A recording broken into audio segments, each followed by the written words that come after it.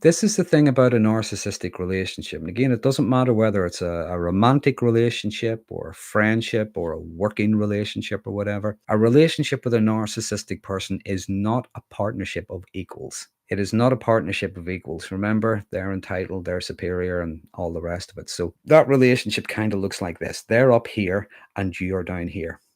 And that's how it has to stay. They're always looking down and getting stuff for you. You have to aim up. You're always having to aim upwards in order to please them or to keep on elevating them. Some will even behave as if they're doing you a favor just by being in your company. You know, they're your friend, they're dating you, they married you, whatever it was, and they will behave as if you owe them something.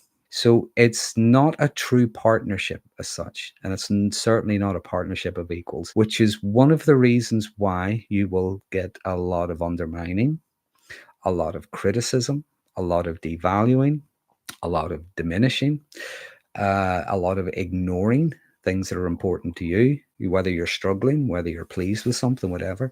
They don't really pay a lot of attention to it because it's not really on their radar. The difference is when it comes to them, okay, if they feel good about something, you have to feel good as well. You should be celebrating with them. You're supposed to be envious, okay? You're supposed to admire them. You are supposed to feel good by being in their company or being associated with them. Just like if they're struggling with something, if they're annoyed at something, bothered by something, if they're, in trouble or whatever it is, it's like you and everybody else have to stop what you're doing and do what you can to support them, to make things better for them. They are the center of the universe. They're the center of the universe, and you're supposed to, be feel privileged to be allowed to be part of their universe. So it's not a partnership of equals. There's always going to be that sense of superiority. When another person achieves something or starts to get positive regard from others, that can bring out their envy. Okay.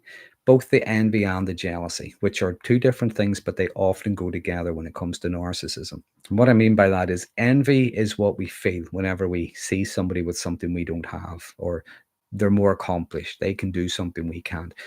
We can feel envy, not necessarily in a bad way, in the sense that that envy could inspire us. But with narcissism, it's more like that green eyed monster. The jealousy is what you feel whenever you fear you're going to lose something or someone to someone else. When someone is maybe getting positive regard or whatever, there is the envy that they are getting the positive regard, but also that positive regard has been taken from them. It was theirs by right, they're superior, and they're entitled. So someone is getting praise, whatever it is, the envy and the jealousy kicks in. Again, that's where you get a lot of the undermining, a lot of the diminishing, sometimes the vitriol, the scorn, and things like that. What they don't necessarily see is there's room for everybody, but there's that fear that this is being taken from them and it's being taken from them unfairly. There's also, as I mentioned, someone else could be getting attention, positive regard.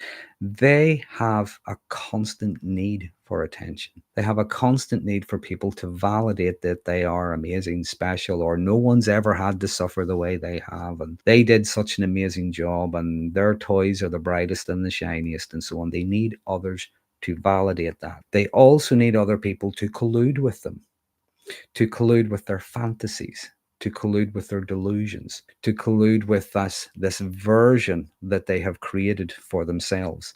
They need people to believe in that and to collude with it. If your attention is off them for whatever reason, then you're bad. For instance, if you're maybe even just talking to someone else, which you sometimes get an accusation that you're planning to have an affair or something. A friend is ill, so you're going to visit your friend, and they'll start to complain that you think more of your friend than you do of them. Again, the envy and the jealousy kicks in. If you're ill, incapacitated somehow yourself, that's a huge inconvenience to them because you're having to focus on your own recovery, your own getting better. You can't scuttle around the place after them.